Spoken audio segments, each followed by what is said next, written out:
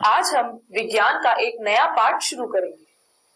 इस पाठ का नाम है प्रकाश, प्रकाश का परावर्तन तथा अपवर्तन। ये बहुत ही दिलचस्प पाठ है। क्या आपने कभी सोचा है कि जब रात को बिजली चली जाती है तो हमें कोई भी वस्तु नहीं दिखती, लेकिन जब दिन में बिजली जाती है तो हम सभी वस्तुओं को बहुत ही आसानी से देख सकते हैं। ऐसा क्यों होता है? इन सब प्रश्नों के उत्तर आज हमें मिलेंगे। तो चलिए सबसे पहले देखते हैं कि आज हम क्या क्या पढ़ेंगे। सबसे पहले हम पढ़ेंगे प्रकाश का परावर्तन और साथ ही साथ हम प्रकाश के परावर्तन के कुछ उदाहरण पढ़ेंगे। तो चलिए शुरू करते हैं प्रकाश का परावर्तन से। क्या है प्रकाश का परावर्तन? जब भी किसी चमकीली सतह पर प्रकाश पड़ता है तो उसका कुछ भाग सतह से टकराकर उसी माध्यम में वापस चला जाता है और वो हमारी आंखों पर पड़ता है और हमें वो वस्तु दिखाई देती है। जैसे कि ये एक लड़का है और ये एक दर्पण है। इस लड़के को ये दर्पण क्यों दिख रहा है?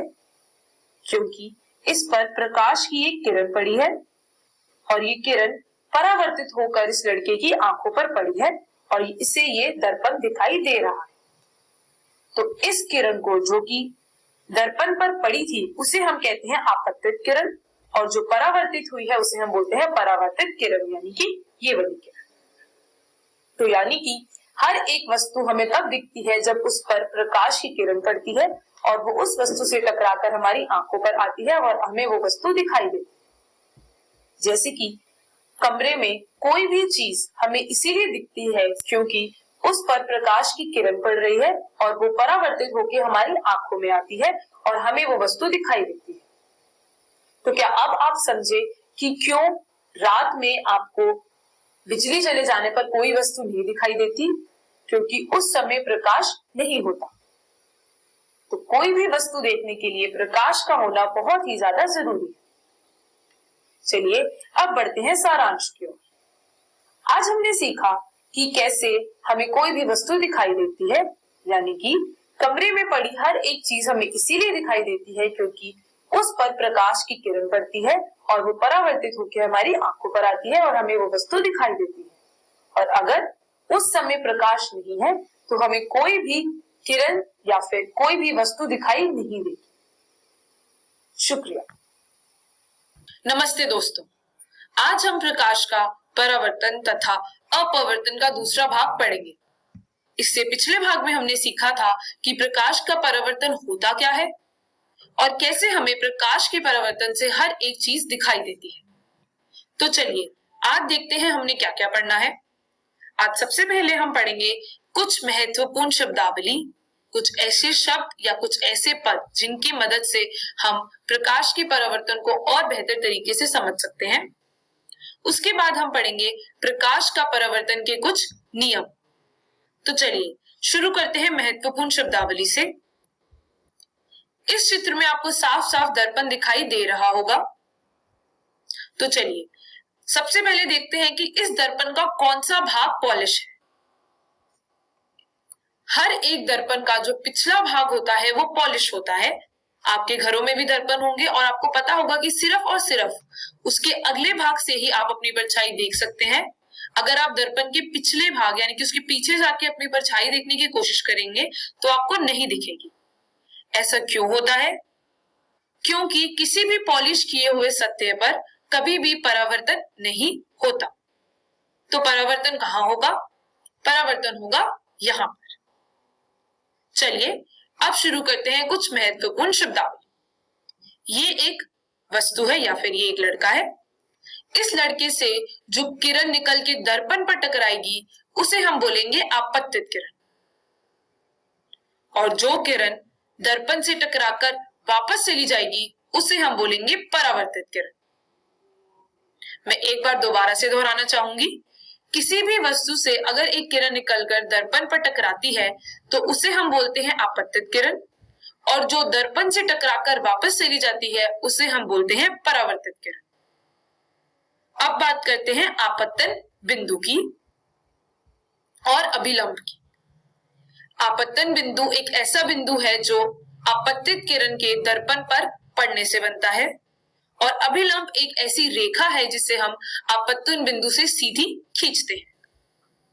तो आपत्तन बिंदु क्या हुआ? आपत्तन बिंदु एक ऐसा बिंदु है जो आपतित किरण के दर्पण पर गिरने से बनता है, और जो भी सीधी रेखा हम आपत्तन बिंदु से खींचेंगे वो है अभिलंब। आपत्तन कोण एक ऐसा कोण है जो आपतित किरण और अभिलंब के बीच का कोण है, यानी कि ये वाला कोण। आपत्तन कोण को हम आई से भी लिखते हैं। तो आपत्तन कोण क्या हुआ? एक ऐसा कोण जो आपतित किरण और अभिलंब के बीच का कोण है। परावर्तन कोण क्या हुआ? परावर्तन कोण एक ऐसा कोण हुआ जो अभिलंब और परावर्तित किरण के बीच का है, यानी कि जिसे हम लिखते हैं आर से। इस चित्र को ध्यान से देख लीजिए और एक एक चीज को समझ लीजिए। तो चलिए अब आगे बढ़ते हैं। अब हम बात करेंगे प्रकाश के परावर्तन के कुछ नियम की। सबसे पहला नियम क्या है? सबसे पहला नियम है ये, आपत्तन कोण और परावर्तन कोण हमेशा बराबर होते हैं।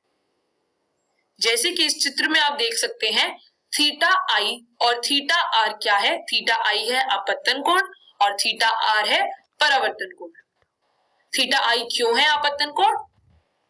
क्योंकि ये आपतित किरण और अभिलंब के बीच का कोण है। और थीटा आर क्यों है परावर्तन कोण?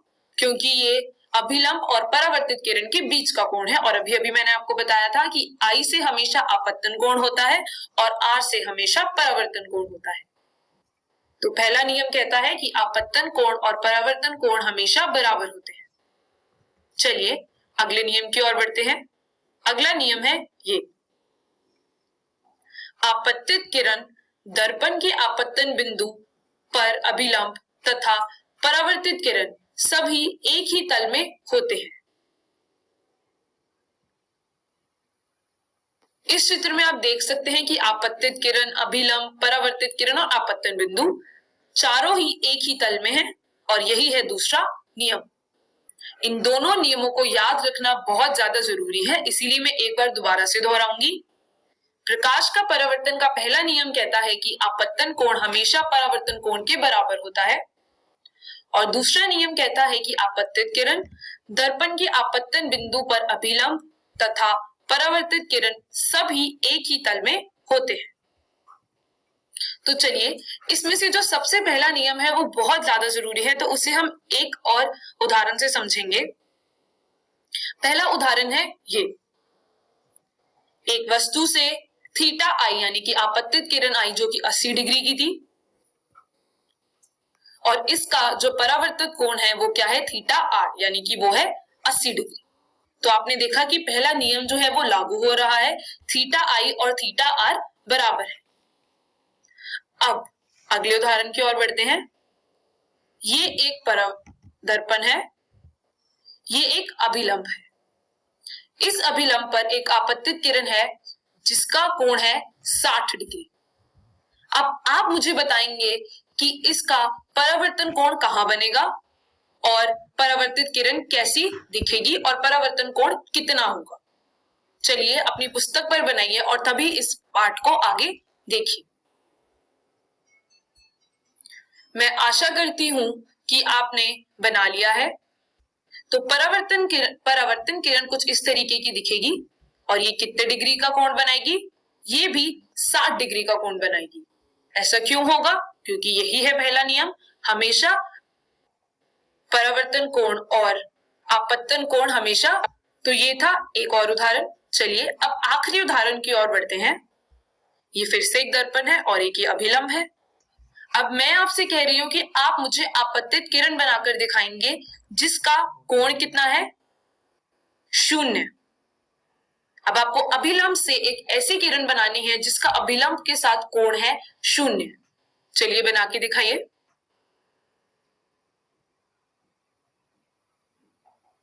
अगर आपने बना ली है तो मैं आपको बताती हूं कि सही किरण कैसे होगी। वो किरण कुछ इस तरीके से दिखेगी जो अभिलंब के ऊपर ही बनेगी। ऐसा क्यों है? सीधी सी बात है, क्योंकि इस जगह पर कोण जो है वो 0 है। अगर आपतित किरण ऐसी है तो परावर्तित किरण कैसी होगी? बना के दिखाइए। परावर्तित किरण होगी कुछ इस तरीके से, जिसका भी जो कोण होगा वो शून्य होगा और वो उसी के ऊपर बन जाएगी, यानी कि अभिलंब पर ही बनेगी आपतित किरण और आपतित किरण पर ही बनेगी परावर्तित किरण। ऐसा क्यों हो रहा है? क्योंकि I भी शून्य है और R भी शून्य है। चलिए अब बढ़ते हैं सारांश की ओर। आज हमने क्या क्या पढ़ा? आज सबसे पहले हमने कुछ महत्वपूर्ण शब्दावली पढ़ी और उसके साथ ही साथ हमने प्रकाश के परावर्तन के कुछ नियम पढ़े। मैं आशा करती हूं कि ये पाठ आपको अच्छे से समझ में आ गया है। शुक्रिया। आज हम प्रकाश, परावर्तन तथा अपवर्तन का तीसरा भाग पढ़ेंगे। इससे पिछले भाग में हमने प्रकाश के परावर्तन के कुछ नियम पढ़े थे। चलिए देखते हैं कि आज हमने क्या क्या पढ़ना है। इस पाठ में हम पढ़ेंगे दर्पण के बारे में। क्या होता है दर्पण? दर्पण कुछ इस तरीके से दिखता है और हर किसी के घर में पाया जाता है। अब आप मुझे बताइए कि दर्पण का उपयोग क्या होता है? दर्पण का ज्यादातर उपयोग हम अपनी परछाई देखने में करते हैं। पर क्या कभी आपने सोचा है कि कैसे आपकी परछाई दर्पण पर बनती है? चलिए आज हम यही समझेंगे। ये एक दर्पण है और ये एक वस्तु यानी कि बिंब है जिसकी हमें परछाई या फिर प्रतिबिंब निकालनी है। तो चलिए सबसे पहले हम बिंब से जो आपतित किरण निकलेगी वो बनाते हैं। एक आपतित किरण निकली जो सीधी दर्पण पर पड़ी। अब ये क्योंकि सीधी दर्पण पर पड़ी है यानी कि जो इसका आपतित कोण है वो कितना होगा? शून्य। इसीलिए जो परावर्तन किरण बनेगी वो भी कुछ इसी तरीके से सीधी बनेगी। अब एक चीज का ध्यान रखना बहुत जरूरी है कि किसी भी बिंब की प्रतिबिंब बनाने के लिए कम से कम 2 आपतित किरण का निकालना जरूरी है, तभी हम बता पाएंगे कि जो प्रतिबिंब है वो कहां बनेगी और कैसी बनेगी। तो दूसरी किरण निकालते हैं। दूसरी किरण निकालने से पहले हम एक चीज देखते हैं कि ये जो हमने परावर्तित किरण बनाई है ये पीछे की ओर हम लेके जाएंगे जहां पर परछाई बनेगी। तो ये एक किरण जो है परावर्तित किरण हम पीछे ले गए। अब हम दूसरी आपतित किरण निकालते हैं। दूसरी आपतित किरण कुछ इस तरीके से जाएगी। इसका कोण है I। अब इसी कोण से ये परावर्तन यानी कि टकराकर वापस चली जाएगी जो कि परावर्तित किरण बनेगी और इसका कोण होगा R। अब ये I और R बराबर होंगे क्योंकि यही पहला नियम है। अब इस परावर्तित किरण को भी हम पीछे लेकर जाएंगे और जहां पर दोनों परावर्तित किरण मिलेंगी वहीं पर हमारी प्रतिबिंब बनेगी। तो ऐसे बनता है किसी भी बिंब का प्रतिबिंब। चलिए अब बढ़ते हैं सारांश की ओर। आज हमने क्या क्या सीखा? आज सबसे पहले हमने दर्पण के बारे में सीखा और फिर हमने देखा कि कैसे दर्पण पर कोई भी किसी भी बिंब का प्रतिबिंब बनता है। मैं आशा करती हूं कि ये पाठ आपको समझ में आ गया होगा। शुक्रिया। आज हम प्रकाश, परावर्तन तथा अपवर्तन का तीसरा भाग पढ़ेंगे। चलिए सबसे पहले देखते हैं कि आज हम क्या क्या पढ़ेंगे। सबसे पहला पार्ट जो आज हम पढ़ेंगे वो है गोलीय दर्पण और उसके बाद हम गोलीय दर्पण के कुछ प्रकार पढ़ेंगे जो कि है अवतल दर्पण और उत्तल दर्पण। तो चलिए शुरू करते हैं गोलीय दर्पण से। गोलीय दर्पण 2 प्रकार के होते हैं। पहला होता है अवतल दर्पण और दूसरा होता है उत्तल दर्पण। चलिए अब देखते हैं कि अवतल दर्पण और उत्तल दर्पण क्या होते हैं और इनमें क्या अंतर होता है। अवतल दर्पण एक ऐसा दर्पण है जिसका परावर्तक पृष्ठ अंदर की ओर है, यानी कि ये है।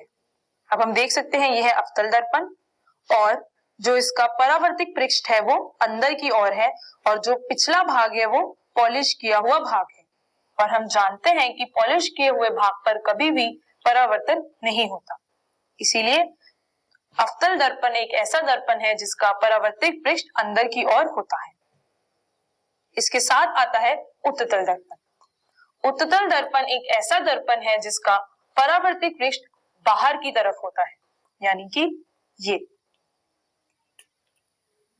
और जो दूसरा भाग होता है वो पॉलिश किया हुआ भाग होता है। चलिए अब इन दोनों दर्पण और गोलीय दर्पण को और बारीकी से समझते हैं। चलिए इस चित्र को अच्छे से समझते हैं क्योंकि ये कुछ महत्वपूर्ण पद हैं जिनको समझना बहुत ही ज्यादा जरूरी है। सबसे पहले ये पता लगाते हैं कि कौन सा अवतल दर्पण है और कौन सा उत्तल दर्पण है। ये साफ साफ लिखा है कि ये अवतल दर्पण ये वाला है और उत्तल दर्पण ये वाला है। क्यों है? क्योंकि इस दर्पण का जो परावर्तित पृष्ठ है वो अंदर की ओर है यानी कि ये है, और जो इस दर्पण का यानी कि उत्तल दर्पण का परावर्तित पृष्ठ है वो बाहर की ओर है यानी कि ये है। आप इस पद से भी इस चीज को समझ सकते हैं। और जो दूसरा भाग है यानी कि जहां पर ये छोटी छोटी रेखाएं खींची हुई है, अवतल दर्पण पर है यहाँ और उत्तल दर्पण पर है यहाँ। ये बताती हैं कि ये भाग पॉलिश किया हुआ है यानी कि कलई किया हुआ था। चलिए अब बढ़ते हैं कुछ महत्वपूर्ण पदों की ओर। सबसे पहले बात करते हैं ध्रुव की। ध्रुव क्या है? गोलीय दर्पण के परावर्तित पृष्ठ के केंद्र को दर्पण का ध्रुव कहा जाता है। तो सबसे पहले देखते हैं अवतल दर्पण का ध्रुव कहाँ होगा। इस अवतल दर्पण का परावर्तित पृष्ठ है यहाँ पर और इसका केंद्र होगा कुछ यहाँ पर। तो यानी कि P है अवतल दर्पण का ध्रुव। उत्तल दर्पण का भी वही होगा P, क्योंकि ध्रुव क्या होता है? ध्रुव होता है केंद्र। किसका? परावर्तित पृष्ठ का केंद्र। तो अवतल दर्पण का भी P होगा और उत्तल दर्पण का भी P होगा। हमें ये याद रखना होगा कि ध्रुव को हमेशा P से ही लिखा जाता है। चलिए आगे बढ़ते हैं वक्रता केंद्र की ओर। क्या है वक्रता केंद्र? इस गोले का केंद्र गोलीय दर्पण का वक्रता केंद्र कहलाता है। यानी कि ये जो पूरा गोला है इसका जो भी केंद्र होगा वो ही वक्रता केंद्र होगा अवतल दर्पण का, और जो इस गोले का केंद्र होगा वही केंद्र होगा उत्तल दर्पण का। चलिए आगे बढ़ते हैं। अगला है वक्रता त्रिज्य। क्या है वक्रता त्रिज्य? जो भी इस गोले का त्रिज्य होगा वो ही अवतल दर्पण का भी वक्रता त्रिज्य होगा, यानी कि जिसको हम लिखेंगे R से, और वक्रता केंद्र को लिखते हैं C से। उत्तल दर्पण में वक्रता त्रिज्य को फिर से हम लिखेंगे R से और वक्रता केंद्र को लिखेंगे C से। तो ये कुछ महत्वपूर्ण गोलीय दर्पण के पद थे। मैं एक बार और दोहराऊंगी। सबसे पहले हमने पढ़ा कि ध्रुव क्या है? केंद्र है किसका? परावर्तित पृष्ठ का। उसके बाद हमने पढ़ा वक्रता केंद्र। वक्रता केंद्र क्या है? जो भी गोले का केंद्र होगा वो ही दर्पण का भी केंद्र होगा। उसके बाद हमने पढ़ा त्रिज्य। त्रिज्या क्या है? जो भी गोले का त्रिज्य होगा वही दर्पण का भी त्रिज्य होगा। आखिर में हम एक और चीज पढ़ेंगे, वो है मुख्य अक्ष। मुख्य अक्ष P से एक सीधी खींची हुई रेखा है जो C से होकर जाती है। अब P और C हम पढ़ चुके हैं। P है ध्रुव और C है वक्रता केंद्र। तो मुख्य अक्ष क्या हुई? मुख्य अक्ष एक ऐसी रेखा है जो P और C से होती हुई सीधी जाती है। चलिए अब आगे बढ़ते हैं। अब हम एक और पद पढ़ेंगे जो कि है मुख्य फोकस। क्या है मुख्य फोकस? जब भी अवतल दर्पण पर आपतित किरण पड़ती है, यानी कि ये वाली ये आपतित किरण दर्पण से टकराकर परावर्तित किरण बन जाती है और ये हमेशा फोकस से होकर निकलती है। वैसे ही उत्तल दर्पण में जो फोकस होता है वो दर्पण के पिछले भाग की तरफ होता है, यानी कि यहाँ पर होता है। जब भी कोई किरण किसी वस्तु से अगर निकलती है और वो उत्तल दर्पण से टकरा कर वापस आती है, यानी कि ऐसे, तो हम उसे पीछे लेकर और बड़ा कर देते हैं और जहां से वो निकलेगी वो होगी फोकस। तो मुख्य फोकस एक ऐसा बिंदु है जहां से हमेशा सारी की सारी परावर्तित किरण गुजरती है। चलिए अब बढ़ते हैं सारांश की ओर। आज हमने दो तरीके के दर्पणों को पढ़ा। सबसे पहले हमने पढ़ा अवतल दर्पण और उसके बाद हमने पढ़ा उत्तल दर्पण। ये दोनों ही दर्पण बहुत ही महत्वपूर्ण है, इसीलिए इसे समझना बहुत ज्यादा जरूरी है। मैं आशा करती हूँ कि आपको मेरा समझाया हुआ अवतल दर्पण और उत्तल दर्पण समझ में आया होगा। शुक्रिया। आज हम प्रकाश, परावर्तन तथा अपवर्तन का चौथा भाग पढ़ेंगे। इससे पिछले भाग में हमने दो तरह के गोलीय दर्पण को पढ़ा था। एक था उत्तल दर्पण और दूसरा था अवतल दर्पण। चलिए देखते हैं कि आज हम क्या क्या पढ़ेंगे। आज सबसे पहले हम पढ़ेंगे अवतल दर्पण के विभिन्न प्रतिबिंब। उसके बाद आखिर में हम पढ़ेंगे अवतल दर्पण के कुछ उपयोग। अब अवतल दर्पण के विभिन्न प्रतिबिंब को समझने से पहले एक छोटी सी चीज को समझना बहुत जरूरी है। चलिए देखते हैं वो क्या है। वो है वास्तविक तथा आभासी प्रतिबिंब। अब वास्तविक प्रतिबिंब क्या है और आभासी प्रतिबिंब क्या है? हमें पता है कि प्रतिबिंब तब बनता है जब परावर्तित किरणें आपस में मिलती हैं। तो वास्तविक कब होगी और आभासी कब होगी? वास्तविक प्रतिबिंब तब बनेगी जब परावर्तित किरणें असल में मिलेंगी और आभासी प्रतिबिंब तब बनेगी जब परावर्तित किरणें असल में नहीं मिलेंगी और उन्हें मिलाया जाएगा। मैं एक बार दोबारा दोहराऊंगी। वास्तविक प्रतिबिंब तब बनती है जब किरणें असल में मिलती हैं, यानी कि परावर्तित किरणें असल में मिलती हैं, और आभासी प्रतिबिंब तब बनती है जब किरणें असल में नहीं मिलती और उनको मिलाया जाता है। तो क्या फर्क पड़ता है कि वास्तविक और आभासी क्या है? जब भी वास्तविक प्रतिबिंब होता है तब प्रतिबिंब उल्टा बनता है और जब आभासी प्रतिबिंब होता है तब प्रतिबिंब सीधा बनता है। उल्टा सीधा क्या है, चलिए देखते हैं। ये एक उत्तल दर्पण है और अभी के लिए मान लेते हैं कि उत्तल दर्पण हमेशा आभासी प्रतिबिंब बनाता है। अब उत्तल दर्पण आभासी क्यों बनाता है ये मैं आपको आगे समझाऊंगी, लेकिन अभी के लिए मान लेते हैं कि हमें पता है कि उत्तल दर्पण आभासी प्रतिबिंब बनाता है। तो ये एक लड़का है। अब इसका प्रतिबिंब कैसा बनेगा, सीधा या उल्टा? इसका प्रतिबिंब बनेगा सीधा। ऐसा क्यों? क्योंकि मैंने अभी आपको बताया कि आभासी प्रतिबिंब जब भी बनता है तब प्रतिबिंब सीधा होता है। अब ये है अवतल दर्पण और ये है एक लड़का जिसको अपना प्रतिबिंब देखना है। अभी के लिए मान लेते हैं कि अवतल दर्पण वास्तविक प्रतिबिंब बनाता है। तो कैसा प्रतिबिंब बनेगा? उल्टा। तो हमें समझ में आया कि जब भी वास्तविक प्रतिबिंब बनता है तब उल्टा प्रतिबिंब बनता है और जब भी आभासी प्रतिबिंब बनता है तब सीधा प्रतिबिंब बनता है। तो चलिए अब आगे बढ़ते हैं विभिन्न स्थितियों के लिए बने प्रतिबिंब की ओर। ये सिर्फ और सिर्फ अवतल दर्पण के लिए है। अब आगे हम जितनी भी बात करेंगे इस पाठ में सिर्फ और सिर्फ अवतल दर्पण के बारे में करेंगे। तो पहली स्थिति जो है जिसके लिए हमें प्रतिबिंब बनाना है वो है ये। जो AB है वो क्या है? AB हमारी वस्तु है जिसका हमें प्रतिबिंब बनाना है और वस्तुओं को बिंब भी कहा जाता है। इस वस्तु की जगह कहाँ है?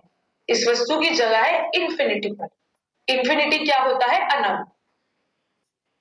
अब इस वस्तु से एक आपतित किरण निकली और दर्पण से टकराई। ये कौन सा दर्पण है? अवतल दर्पण। ये एक किरण निकली और टकराकर फोकस से गुजरी।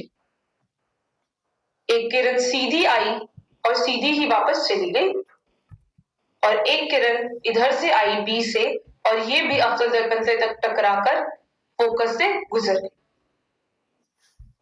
तो मैंने आपको बताया था कि प्रतिबिंब वहां बनेगा जहां सारी किरणें मिलेंगी। तो इस चित्र में किरणें मिल रही हैं फोकस पर, तो हमारा प्रतिबिंब भी बनेगा फोकस पर। चलिए अगली स्थिति देखते हैं। अगली स्थिति पर जो वस्तु है यानी कि जो बिंब है वो है C से परे, यानी कि यहां पर। अब इससे जो पहली किरण निकल के आई वो यहां से आई और वो अवतल दर्पण से टकराकर फोकस से गुजरकर यहां निकल गई। जो दूसरी किरण आई वो इधर से आई और टकराकर यहां से निकल गई। तो जो दूसरा प्रतिबिंब बनेगा वो बनेगा ए बी डैश पर। एक चीज का ध्यान रखना होगा कि जो भी हमारी बिंब होती है जैसे कि ए बी, जो उसका प्रतिबिंब होगा उसे हम लिखेंगे ए डैश बी डैश। और एक और बात जिसका ध्यान रखना बहुत जरूरी है वो ये है कि अगर हमें किसी भी बिंब से प्रतिबिंब बनाने हैं तो हमें कम से कम 2 आपतित किरण को निकालना जरूरी है और तभी हमें पता चलेगा कि कौन सी किरण कहां से जाएगी और प्रतिबिंब कहां बने। कम से कम 2 का होना जरूरी है, आप जितनी भी चाहें बना सकते। तो इस केस में हमारे पास जो प्रतिबिंब बना वो बना यहां पर। क्यों? क्योंकि यहां पर सारी किरणें मिल रही हैं। कौन सी किरणें? परावर्तित किरणें। चलिए अब एक बार और समझते हैं कि हमने इन दोनों चित्र में क्या पढ़ा। सबसे पहले चित्र का ये है, जो हमारी बिंब की स्थिति थी वो थी अनंत पर, जो प्रतिबिंब बना वो बना फोकस पर। जो प्रतिबिंब का साइज था वो आप देख सकते हैं एक बिंदु साइज है, और प्रतिबिंब की जो प्राकृतिक है वो है वास्तविक एवं उल्टा। यानी कि असल में परावर्तित किरणें मिल रही हैं और मैंने आपको बताया था कि वास्तविक प्रतिबिंब हमेशा उल्टी प्रतिबिंब बनाती है। तो ये है पहला और ये है दूसरा। दूसरे चित्र में बिंब की स्थिति सी से परे जो हमने देखा, प्रतिबिंब की स्थिति सी ए एफ तथा सी के बीच में, ये भी हमने देखा एफ और सी के बीच में हमारा ए डैश बी डैश बना है, यानी कि प्रतिबिंब बना है। जो प्रतिबिंब का साइज है वो है छोटा, बिंदु साइज से थोड़ा सा बड़ा है, बहुत बड़ा नहीं है लेकिन बिंदु साइज भी नहीं है, इसीलिए इसे हम छोटा कहेंगे। और ये भी वास्तविक तथा उल्टा है। चलिए अगली स्थिति की ओर बढ़ते हैं। अब जो हमारी बिंब है वो है सी के ऊपर। तो एक किरण जो निकली है वो यहां है, यहां से निकलकर दर्पण से टकराकर फोकस से निकली है। दूसरी किरण फोकस से गुजरकर यहां से निकली है। तो हमें समझ में आया कि दोनों किरणें कहां मिल रही हैं? सी पर ही, यानी कि ए डैश बी डैश भी कहां बन रहा है? सी पर, और ए भी कहां था? सी पर। चलिए अगली स्थिति देखते हैं। अब जो हमारी बिंब है वो है एफ और सी के बीच में, यानी कि ए बी है यहां पर। अब यहां से भी हमने 2 किरणें निकाली तो वो जाके मिली ए डैश बी डैश पर और ये आया सी से परे। चलिए एक बार और देखते हैं। सबसे पहले चित्र में यानी कि इस चित्र में हमारी बिंब की स्थिति थी सी पर, प्रतिबिंब की स्थिति थी सी पर। हमने देखा कि ए बी भी सी पर है और ए डैश बी डैश भी सी पर है। प्रतिबिंब का साइज समान साइज है, मतलब ए बी का जो भी साइज था वो ही ए डैश बी डैश का साइज है, यानी कि दोनों साइज में कोई फर्क नहीं है। प्रतिबिंब की प्रकृति वही है, वास्तविक है और उल्टा है। सी तथा एफ के बीच में है हमारी दूसरा चित्र। जो बिंब है वो है सी और एफ के बीच में, आप देख सकते हैं यहां पर। जो प्रतिबिंब बना वो सी से परे बना। प्रतिबिंब का साइज है बड़ा, यानी कि सबसे पहले हमने पढ़ा एक बिंदु साइज, फिर था छोटा, फिर था समान साइज और अब है बड़ा साइज, और ये भी वास्तविक तथा उल्टी। चलिए आखिरी 2 चित्र को देखते हैं। अब जो हमारा बिंब है वो है फोकस पर, और जो हमारा प्रतिबिंब बनेगा वो बनेगा इंफिनिटी, यानी कि अनंत पर। और आखिर स्थिति जो अवतल दर्पण के लिए है वो है ये, जहां जो हमारा बिंब है वो है P और F के बीच में, यानी कि यहां है AB। और आप देख सकते हैं कि सिर्फ और सिर्फ इस चित्र में जो A डैश B डैश है वो अवतल दर्पण के पिछले भाग में है, यानी कि यहां पर है। चलिए इसे दोबारा समझते हैं। सबसे पहले चित्र का है यहां पर हमारे बिंब की स्थिति है F पर, प्रतिबिंब की स्थिति है अनंत पर। अगर आपको याद हो तो हमने बिंब की स्थिति जब अनंत पर रखी थी तो प्रतिबिंब की स्थिति बनी थी F पर। तो यहाँ उसका उल्टा है, बिंब की स्थिति है F पर और प्रतिबिंब की स्थिति है अनंत पर। अब प्रतिबिंब का साइज क्या है? बहुत बड़ा। प्रतिबिंब का प्रकृति क्या है? वास्तविक तथा उल्टा। अब इस चित्र पे ध्यान देना बहुत जरूरी है क्योंकि ये थोड़ा सा अलग है बाकी सारे चित्र। सबसे पहले इसकी बिंब की स्थिति कहाँ है? P तथा F के बीच में। और जो इसका प्रतिबिंब बनेगा वो बनेगा दर्पण के पीछे। हमने देखा A डैश B डैश है दर्पण के पिछले भाग में। इसका भी साइज होगा बड़ा, पर इसकी प्रकृति होगी आभासी तथा सीधा। क्यों? क्योंकि यहां पर हम देख सकते हैं कि जो किरणें हैं वो नहीं मिल रही हैं, लेकिन उनको पीछे ले जाकर मिलाया जा रहा है। तो ये असल में नहीं मिली, इन्हें आभासी तरीके से मिलाया गया है, इसीलिए ये जो प्रतिबिंब बनेगा वो आभासी होगा और सीधा होगा। तो ये थी कुछ विभिन्न स्थितियां अवतल दर्पण के लिए। इन सारी स्थितियों को आप अच्छे से प्रयास करें क्योंकि ये परीक्षा में जरूर से आती है। चलिए आगे बढ़ते हैं। ये है इस पाठ का आखिर भाग, अवतल दर्पणों के उपयोग। आपने देखा होगा कि जब भी आप नाई के दुकान पे जाते हैं तो आपको अपना चित्र बड़ा दिखता है, तो वो कौन सा दर्पण होता है? वो होता है अवतल दर्पण। अगर हम दांतों के डॉक्टर के पास जाते हैं तब भी हमें हमारे दांतों का चित्र बड़ा दिखता है उन दर्पणों पर, वो दर्पण भी होते हैं अवतल दर्पण। अगर आपने कभी ध्यान से चम्मच के अंदर के पृष्ठ को देखा हो तो वो भी अवतल दर्पण है। तो ये है कुछ अवतल दर्पण के उपयोग। चलिए सारांश की ओर बढ़ते हैं और देखते हैं आज हमने क्या क्या सीखा। आज सबसे पहले हमने अलग अलग स्थितियों के लिए सीखा प्रतिबिंब सिर्फ और सिर्फ अवतल दर्पण के लिए, और हमने पढ़ा कि कैसे अलग अलग स्थितियों पर अलग अलग प्रतिबिंब बनता है, और हमने प्रतिबिंब के उपयोगों को भी सीखा। मैं आशा करती हूं कि आपको ये भाग अच्छे से समझ में आया होगा। शुक्रिया। प्रकाश, परावर्तन तथा अपवर्तन का 5वां भाग पढ़ेंगे। इससे पिछले भाग में हमने अवतल दर्पण के लिए अलग अलग स्थितियों का उपयोग कर अलग अलग प्रतिबिंब निकाले थे। चलिए देखते हैं आज हम क्या पढ़ेंगे। आज सबसे पहले हम पढ़ेंगे उत्तल दर्पण के विभिन्न प्रतिबिंब, यानी कि इससे पिछले भाग में हमने अवतल दर्पण के लिए विभिन्न प्रतिबिंब पढ़े थे और अब हम उत्तल दर्पण के लिए पढ़ेंगे, और आखिर में हम उत्तल दर्पण के उपयोग पढ़ेंगे।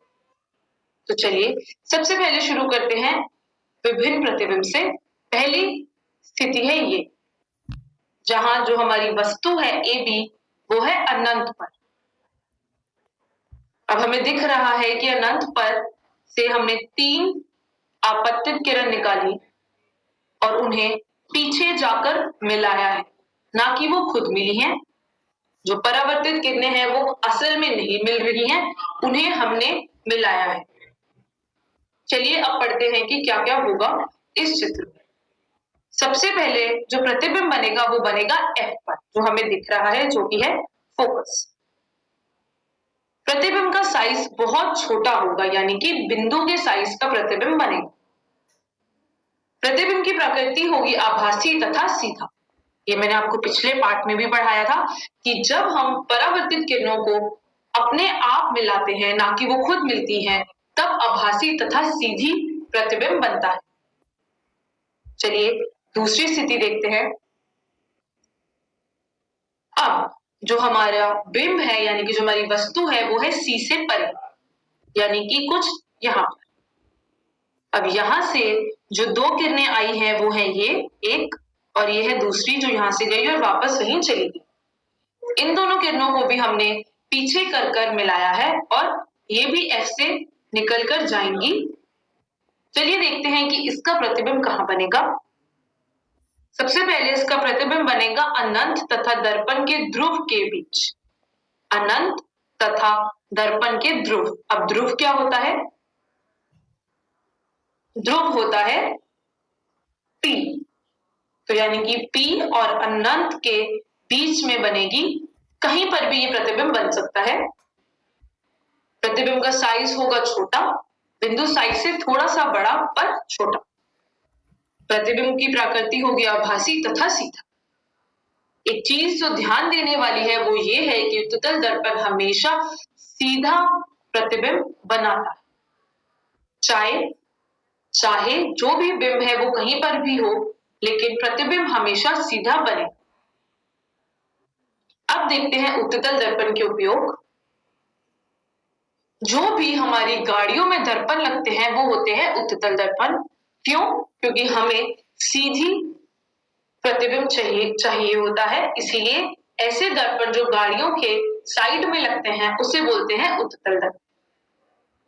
चलिए सारांश की ओर बढ़ते हैं।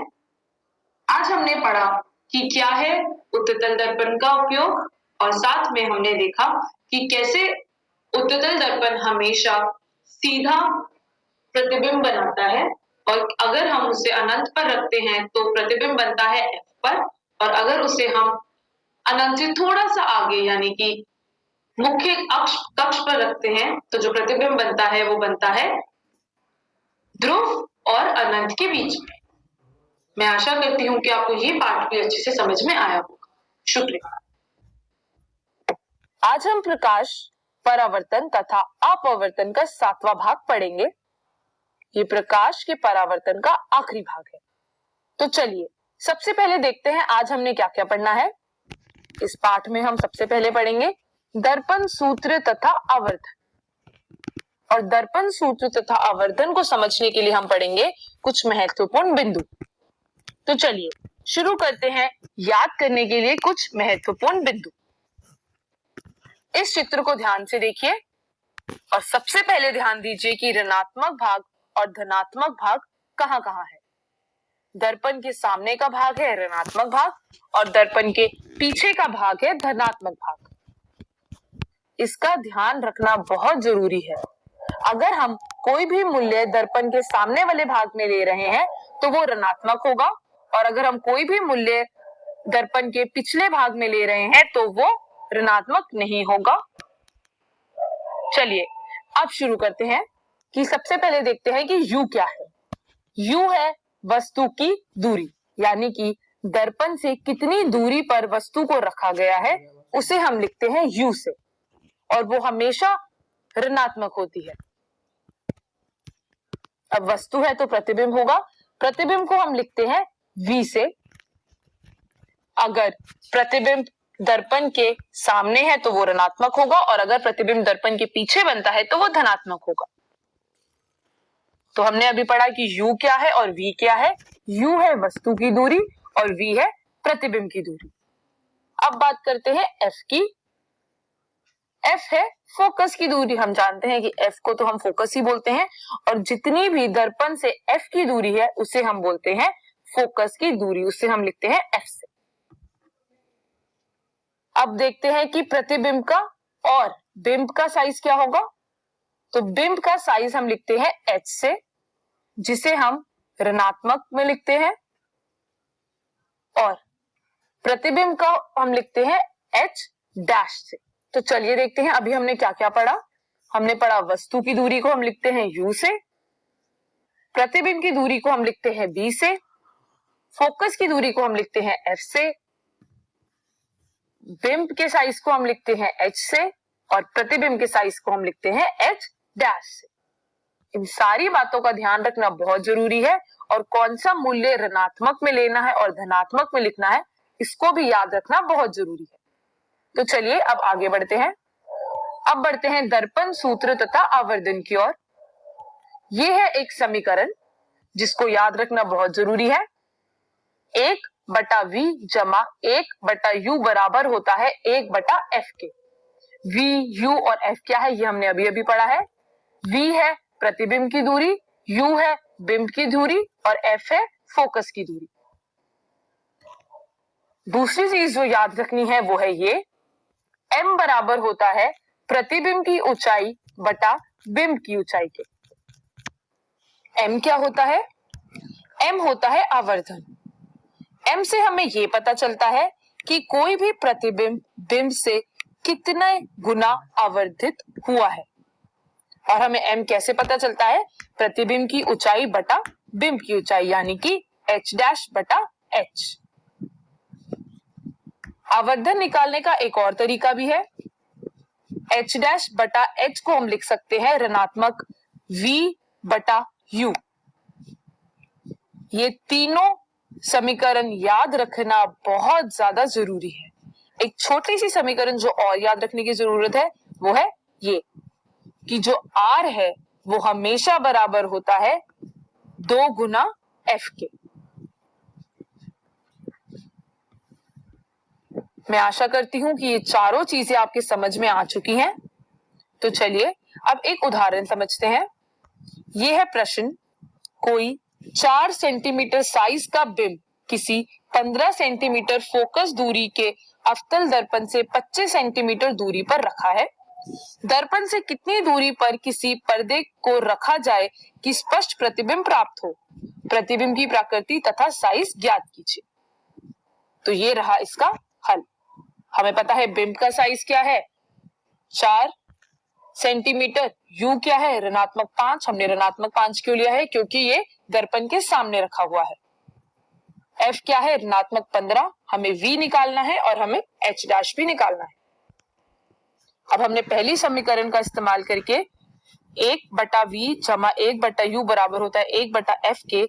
यहां से हमने क्या निकाल लिया, v, जो कि आपको दिख रहा होगा। v आया है ऋणात्मक 37.5 सेंटीमीटर। अब हम निकालेंगे आवर्धन। हमें आवर्धन निकालने की क्यों जरूरत है? क्योंकि हमें प्रतिबिंब की प्रकृति भी बतानी है। अब हम जानते हैं कि m बराबर होता है ऋणात्मक v बटा u और बराबर होता है h डैश बटा h के। अब इससे हम h डैश निकाल लेंगे। जब हमने h डैश निकाल लिया तो वो आया ऋणात्मक 6.0।